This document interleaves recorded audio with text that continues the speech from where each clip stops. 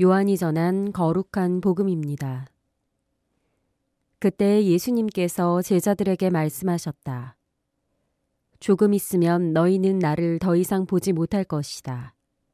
그러나 다시 조금 더 있으면 나를 보게 될 것이다. 그러자 제자들 가운데 몇 사람이 서로 말하였다. 조금 있으면 너희는 나를 보지 못할 것이다. 그러나 다시 조금 더 있으면 나를 보게 될 것이다. 또 내가 아버지께 가기 때문이다 하고 우리에게 말씀하시는데 그것이 무슨 뜻일까? 그들은 또 조금 있으면이라고 말씀하시는데 그것이 무슨 뜻일까? 무슨 이야기를 하시는지 알 수가 없군 하고 말하였다. 예수님께서는 제자들이 묻고 싶어하는 것을 아시고 그들에게 이르셨다. 조금 있으면 너희는 나를 보지 못할 것이다. 그러나 다시 조금 더 있으면 나를 보게 될 것이다 하고 내가 말한 것을 가지고 서로 묻고 있느냐. 내가 진실로 진실로 너희에게 말한다. 너희는 울며 애통해하겠지만 세상은 기뻐할 것이다. 너희가 근심하겠지만 그러나 너희의 근심은 기쁨으로 바뀔 것이다. 주님의 말씀입니다. 참미예수님 사목국 교육지원팀 이정민 비호입니다. 오늘 제자들이 이렇게 불평을 하죠. 무슨 말씀을 하시는지 도무지 알 수가 없군. 저는 이 제자들의 말씀이 먼저 마음에 와닿았습니다. 한편으로는 좀 안도의 한숨을 쉬었죠.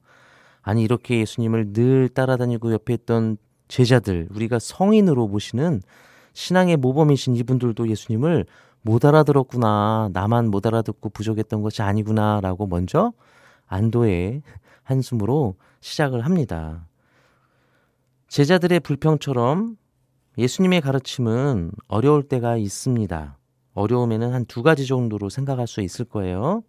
하나는 이런 거죠. 서로 사랑하여라. 우리가 다 아는 내용이에요. 이해하기는 쉬우나 실천하기가 힘들어서 어려운 것이 있을 수 있고요. 둘째는 내용 자체가 알아듣기에 어려운 것입니다.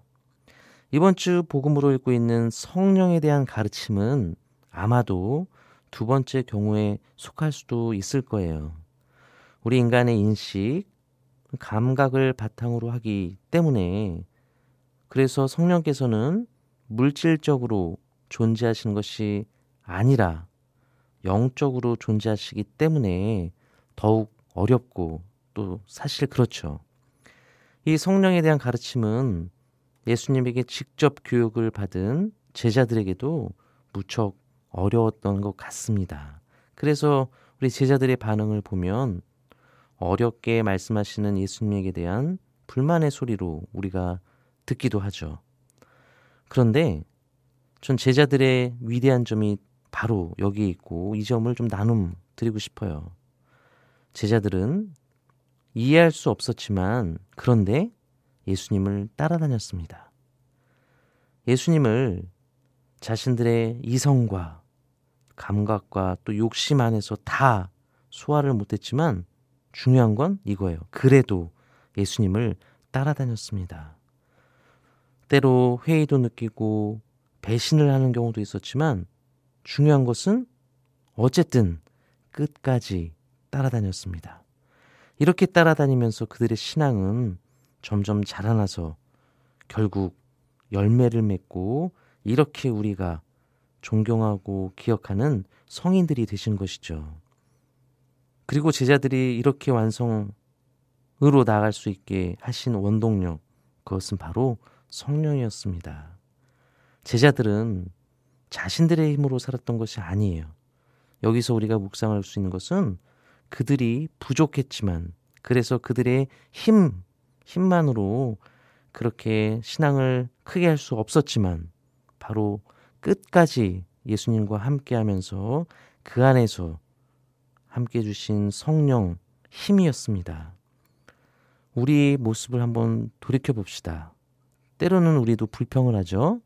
때로는 다 이해해야만 받아들이려고 하는 우리의 모습을 볼 수가 있어요.